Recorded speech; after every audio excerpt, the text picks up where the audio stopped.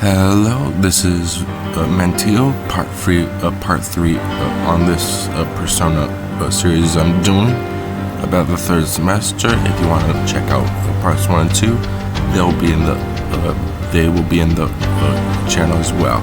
Without further ado, let's continue. To go further into this discussion, I have found videos on YouTube about discussions about Dr. Moroki, but I shall avoid spoilers of the palace itself, as I assume a soul could be watching this after he just started the palace.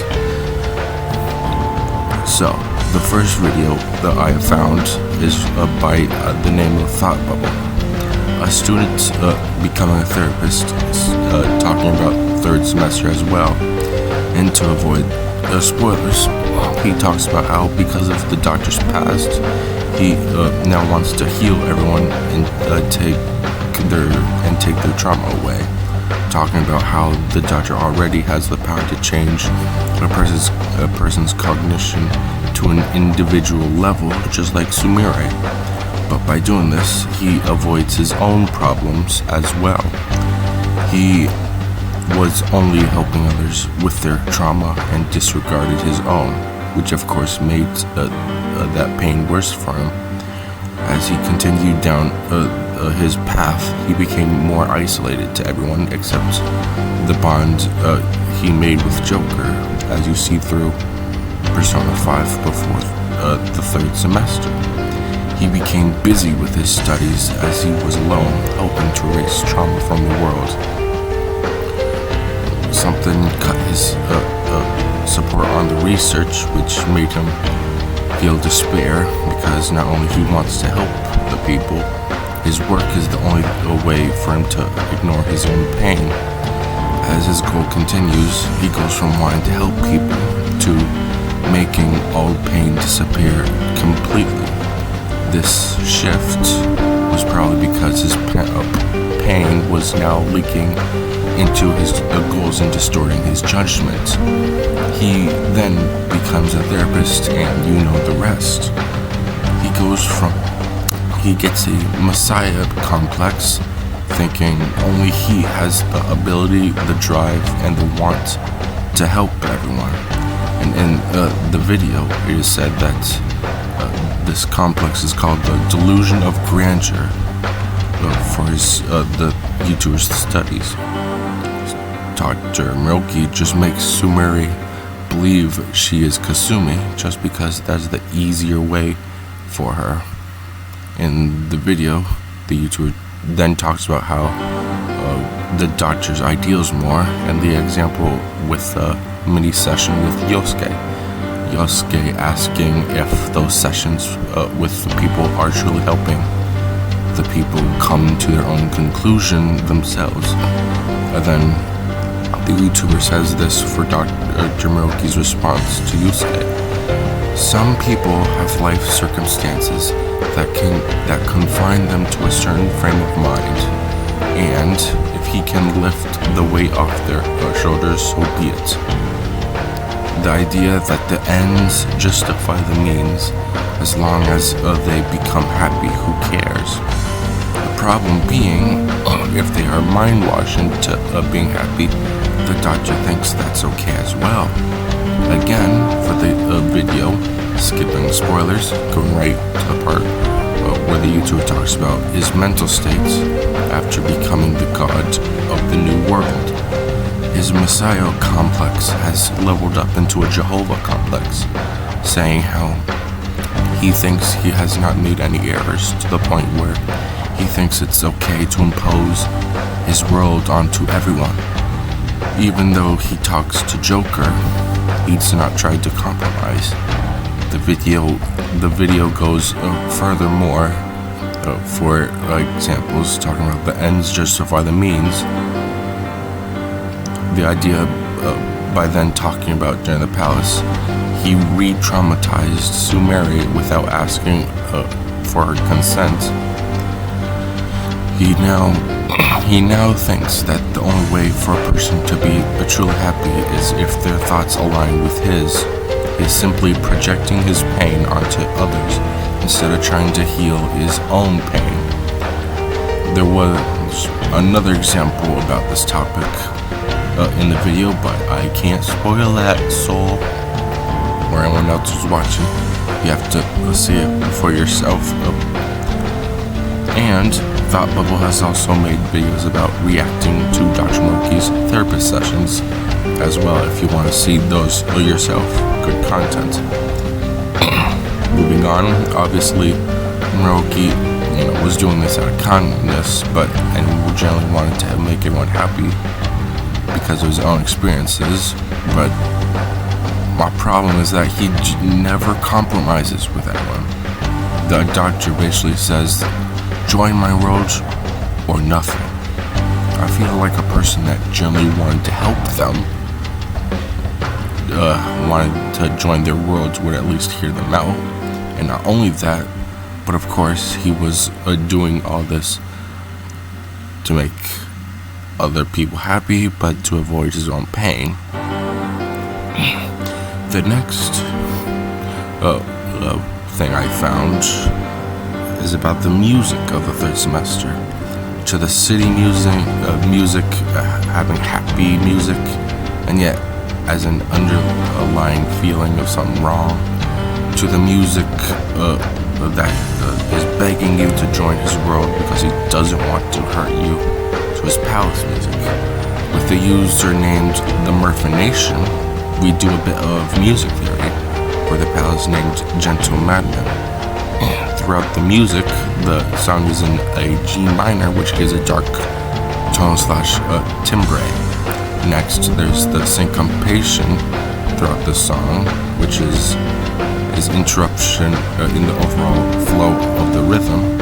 At the beginning of the song, there are beats that won't completely sync up with a beat. These notes symbolize that not everything is right within Moroki. The piece after is more of a warm feeling than the last because the E note goes up a step to make a E natural. Continuing, the notes zigzag and then the beat drops. And the beat and the piano become a counterpoint when two or more lines are independent of each other but still harmonically related. The beat and piano also start moving in similar motion, and when two or more parts moving in the same direction with different intervals. And then they go in contrary motions when the two parts become opposite directions, moving in opposite directions at the same time. All these ups and downs are supposed to represent Dr. Moroki's own life with his own ups and downs. And at this point of the song, this represents the fact that he now has the power to help people, and it's followed by a cultish choir singing in the background. The cultish singing has the same notes repeated while it continues the back and forth, which becomes a oblique motion. The song is supposed to feel eerie and gentle at the same time. The title of the other songs are different than Gentle Madman. The other songs are named Another Ideology, Ideal and the Real, Our Light, So Happy World, Throw Away Your Mask, and Out of Kindness. All the other titles have in common is the idea that there's something more, his world.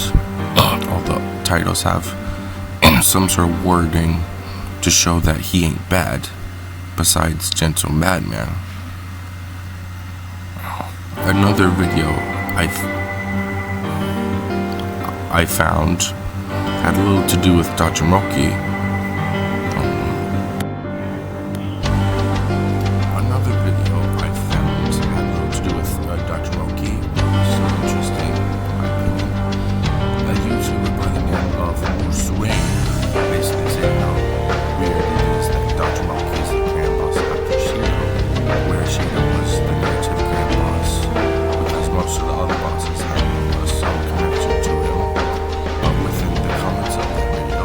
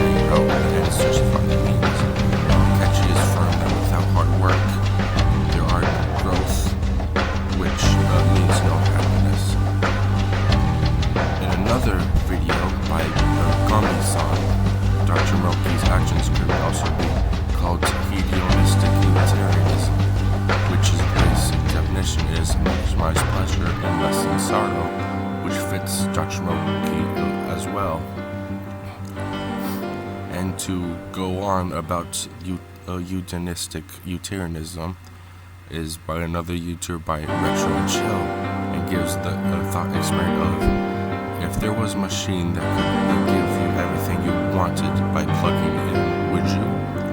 But this idea assumes that only humans want pleasure, which is wrong. Saying if only humans want pleasure, then we should plug in.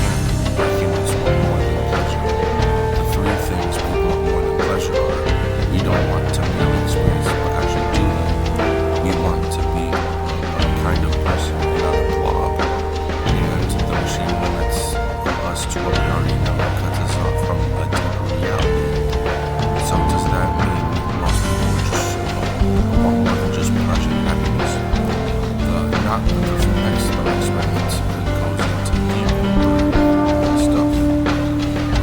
And this thought experiment basically goes, you wake up as you wake up in the future at a point unfamiliar, and you were plugged into a machine that gave you what you know now. Would you continue going through the machine or unplug? Studies showed that 50% of people chose to unplug because they did not know what would happen if unplugging. 13% unplugged if some after was never, and 54 unplugged if the outcome was good by unplugging. That is because most people like familiarity or status quo bias, meaning people don't like change. And at the end of the video it says we should reject the machine /Dr. Roki. So we